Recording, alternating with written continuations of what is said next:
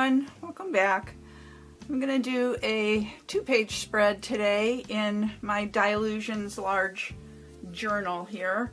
I'm just going to start by putting gesso down on the page to prevent any of the water-based products from seeping through to the other side. The pretty page I did yesterday, that turned out pretty cool. I really like that one. So I'm going to get this gessoed and then dried and we'll get started. Okay, it's dry. So I actually, okay, ready for a shocker? I actually kind of planned out this page, which is so not what I usually do. So I have some things that I chose here, and let's see. I started with this, it's just stretchable, stretch rolled gauze, and it's reinforced all the way around or on the 3 sides, and then you cut it off the roll, so it won't fray out unless you cut the like salvage edges off. But once you get those off, you can play with it and pull it and kind of manipulate it into just a cool like little patch that I think I'm gonna throw some paint on there and get some texture on here. So I've kind of got a mauve kind of theme going here a little bit. I got to get some color on the page, but I'm going to show you what I picked out to use. I'm not sure if it's all going to go there, but that's kind of it. And then for this side, I had this Andy Skinner printable, and I took it into Photoshop Mix, and I also brought in this image, if you can see it. This image right here was just a girl that I had drawn in one of my pencil journals. So I brought them in and combined them in Photoshop Mix, pushed her to the back, but I wanted to get some more of that mauve-y color. That will kind of work this way. I don't think this page really needs to have the background painted or anything, since it's both basically going to be covered up. This one, however, we're going to get some color down here. So I'm going to take all this off again. Danger is when you turn on the hairdryer, if this stuff isn't all covered up, it goes flying. Sometimes I never find the pieces again. So I don't know. I'm gonna go play in the paint and try and mix up something that I think is gonna, well, maybe just kind of a mauve-y gray. That might be exactly what I need for the background. So I'm gonna go mix some of that up and get it on the page, and I'll be back. All right, so I mixed up some Payne's Gray watercolor, which is why I'm wetting this page. Payne's Gray, Crimson Lake, and a neutral gray, or shading gray. And I'm gonna just start dropping it on here and see if I get what I want. And we're just gonna let it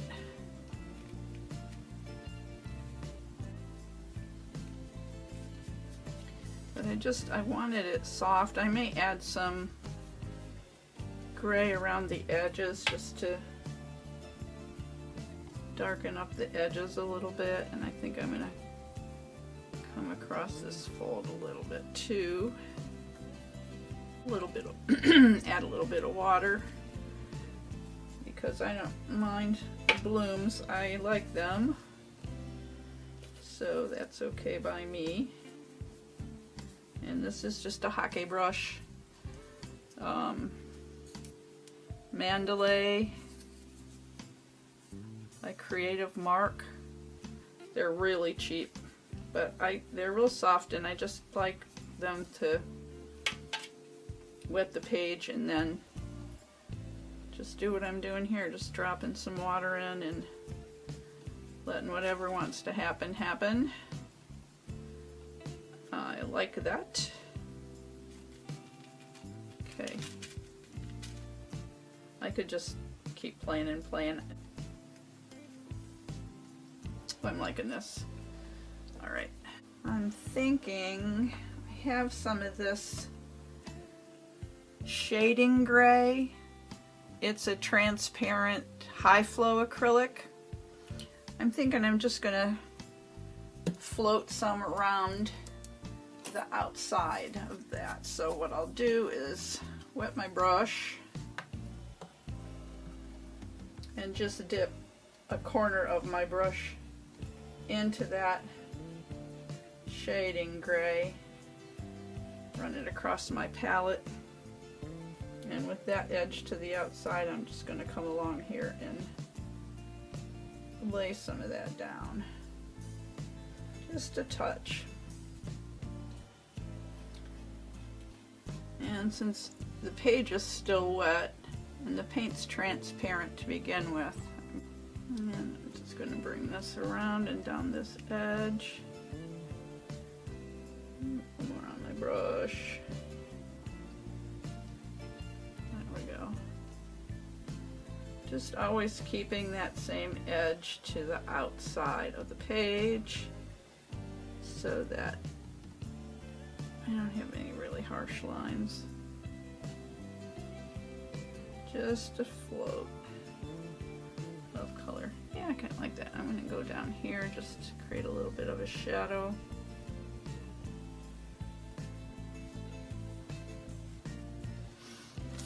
You can also do a float like this with acrylic extender, and you don't have to work so quick. I'm not going to have to worry too much about this. I got the color all the way across the brush, so I have these lines. I can just push it back because that's going to be covered, otherwise I would be not happy with it, but it's going to be covered with that print I made. I'm running out of paint here and I don't really want to have to get any more out. I'm just going to scribble it across here. I'll probably put Stabilo or something around here after I glue the papers down anyway. So I'm just going to get rid of what's on my brush, and I've got still some of that watercolor on my palette. So I'm just going to gather it all up. Hey, it's all water media, right? It doesn't matter. That little bit of that mauvey purple might be pretty if it shows through. I don't know that it will, but just not wanting to waste the paint, so we'll at least put it on the page. I am going to dry this off and I'll be back. Okay, I'm going to get this glued down.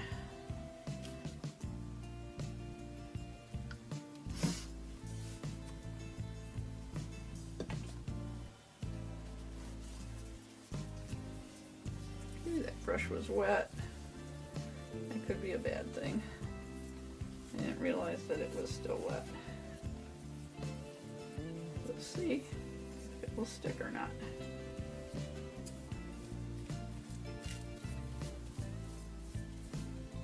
It's Liquitex matte mediums. Alright, so I'm just going to start here at the top. I know I had a good amount. And then I'm just going to see where I need more. Seems sticky.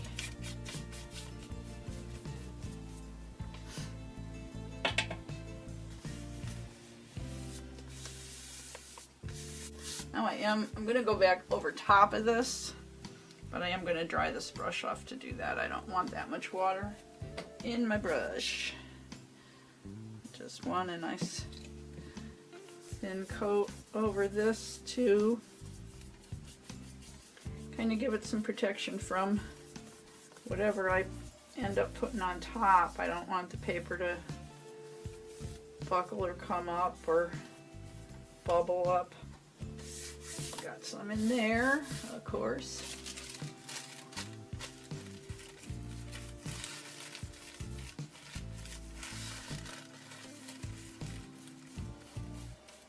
I'm going to let that dry before I do any more on there. And, well, actually,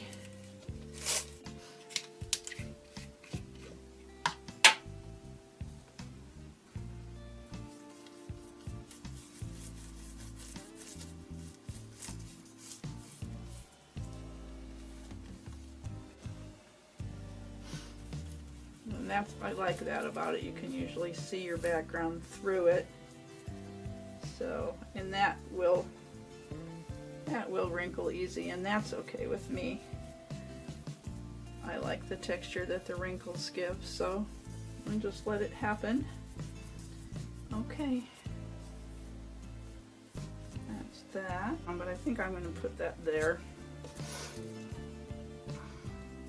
I just don't want to obscure her face because I know I'm going to be painting her on.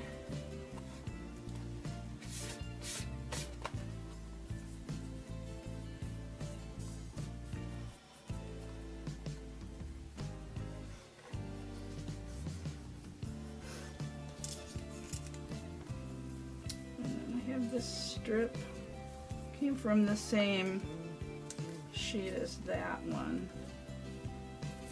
I'm just going to put this down here to fill out the page. I have a little of that color down here as well.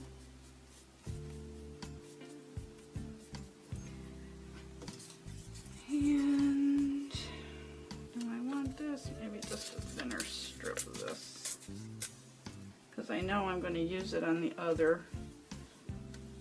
this side. I like to repeat elements as well as colors when I'm doing a spread. It's not actually one image, at least not in my mind it isn't, but I like to do them together because then they look like they go together. You can repeat some of the same papers, use some of the same colors, and it just kind of is a better composition. That way I don't think this is going to work.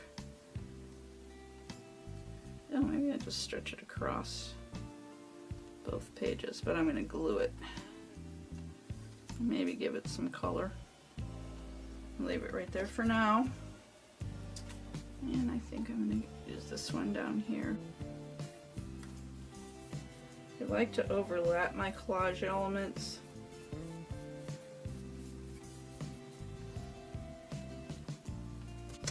Okay. I'm going to dry this. It's not completely dry, but I'm going to start on the other side with some of these pieces and figure out where I want them. I think that's good for down there. I know I did kind of want her going that way.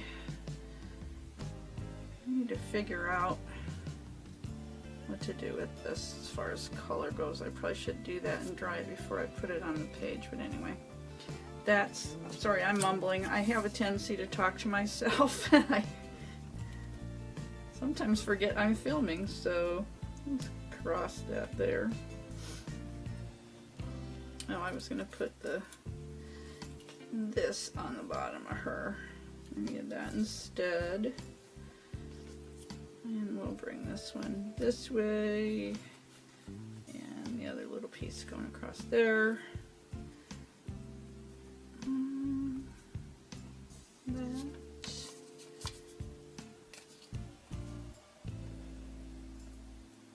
This is an image from Pixabay, and I just printed it on my inkjet printer onto a piece of photo paper. Wish I had more of this for over on this side. I don't have any more.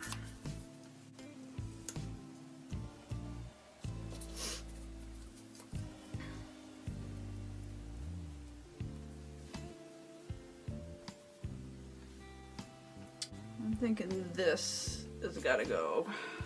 Not really liking that so much. And just bring that across there. That's, I taped the photo paper to a regular piece of printer paper so it would feed through and I wouldn't have to take all the paper out of my tray and line it up for the 4x6 pieces. Yeah, I like that better. Okay, no lace. I'm going to get this all glued down and then figure out what I'm going to do with that piece. But I'm going to glue the rest down. Okay, so everything's glued down, and when I went to dry it, my hair dryer, which I use as a heat tool, crapped out on me. So I had to go find a different hair dryer, and I got this all dried, and then tried to figure out what I was going to do with that piece of gauze. So what I did was I took just regular Elmer's multi-purpose glue and some of the shading gray high flow acrylic, put it in a little lid that I had, and plopped that in there. So now it's, and I sprayed it with some water then to let it absorb and mushed it around with a paintbrush. So that's where I'm at. I'm going to take this and put it on the page, and hopefully it will stick. I just don't want to have to move it around multiple times. So I'm going to try to get it opened up the way I want it, get it down where I want it the first time. So do I want to go that way? I think I want to go this way. Oh, I already got it on her nose. Alright, and then I'm going to scooch this up. I don't know whether how this is going to dry. I really don't know. Maybe I'll just take a piece of deli paper so I can smush it down into the page more and get the glue in contact with the paper of the page. Oh, that was, yeah, alright. Maybe that would have been okay, I don't know. Well, I kind of like that, though, where it's smushed out around here. I'm okay with that. I probably should have dried this fabric piece, or this gauze piece, before I tried to glue it on. Well, I'm going to hit this with the dryer. It'll probably take a few minutes, and I'll be back and we'll see where we're at with it. See it, I'm not even crazy about it, but you know what, it's staying because I'm going to put this here. Maybe we'll dry that and see if that makes a difference before I try to glue it down. Okay, so this is glued down as good as it's going to get for right now. It's still dampish, wet in some spots, but I think there's enough glue that it's going to stay stuck, and I kind of like the way it looks there. So I'm going to leave that alone. It's going to be a while before I can do anything more with that. This piece is one that I cut off the edge of the gauze piece, and I think I'm just going to put it here, and I did get it dry most of the way, so I'm going to get that glued down and dry it some more, because I dry the glue with the hair dryer. With the glue and the hair dryer, and this piece I pre-dried before I glued it down, much easier. So that was why I was obviously having the problem with this piece up here. It was just too wet, but it's almost dry now and it's sticking good. So I think I'm going to leave this for the sake of the length of this video, and I will make another video to finish this. Hey, thanks for watching to the end. Here's the artist tip that I promised you for today, and I'm going to try and do this at the end of almost every video because I have over 40 years of art experience, so I have a lot of tricks up my sleeve. One thing, especially after having used all the glue and media and everything, is keep an old brush for matte medium, glue, gesso, because they're really, those mediums are really hard on brushes. But at the end, throw it in the water basin after you use each one, but at the end of your painting session, now don't get grossed out. This is my brush soap. I've had it for years. It will last a really long time. But just take your wet brush, run it around and get it all soaped up. Rinse it off and do that a couple of times till you get all of the medium that's left in the brush out of the brush. And then load it up with soap. And I do this with all my brushes as I finish using them. Now if you do this with one of your good brushes that you're actually painting with, you can shape it back into shape and then just stand it in your brush holder until you go to paint the next time. And the soap will dry in the brush. It will not hurt the brush. It actually is good for the brush. And then just remember to rinse it out before you use it next time. But then your brushes will be nice and clean and stay in shape.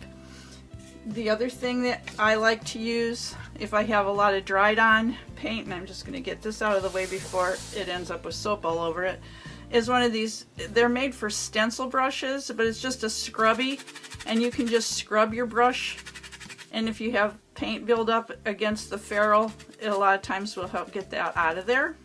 So that's a good tool.